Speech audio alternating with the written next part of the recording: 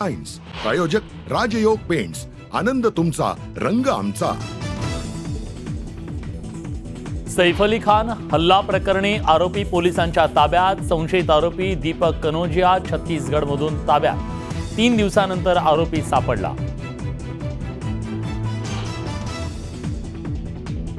सैफ अली खानवर हल्ला केल्यानंतर आरोपी लोकलनं दादरला गेला। मोबाईलच्या दुकानातून इयरफोनची खरेदी केल्याचं सीसीटीव्हीत समोर।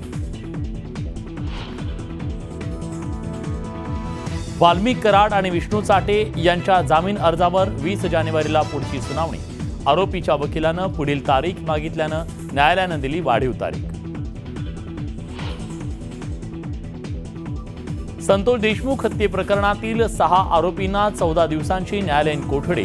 सुदर्शन घुले, सुधीर सांगळे, प्रतीक घुले, महेश केदार, जयराम चाटे, सिद्धार्थ सुनावणे या आरोपींचा समावेश। वाल्मिक कराडचे पुण्यात आणखी 2 फ्लॅट।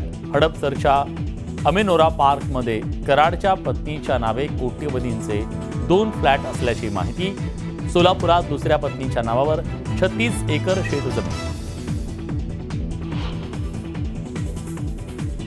वाल्मिक कराडच्या संपत्ती मागे धनंजय मुंडेंचा हात। संपत्ती नेमकी कुणाची याची ईडी चौकशी करा, आमदार संदीप क्षीरसागर यांची मागणी। बीडमध्ये सरपंच महिलेला खंडणीची मागणी करत दिली जिवे मारण्याची धमकी। सरपंच महिलेनं दिला आत्मदहन करण्याचा इशारा।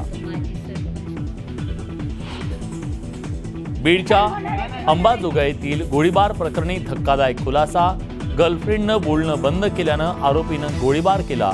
आरोपी अटकेत। चॅम्पियन्स ट्रॉफीसाठी भारतीय संघाची घोषणा। कर्णधारपदी रोहित शर्मा कायम, शुभमन गिल उपकर्णधार, तर मोहम्मद शामीचं संघात पुनरागमन।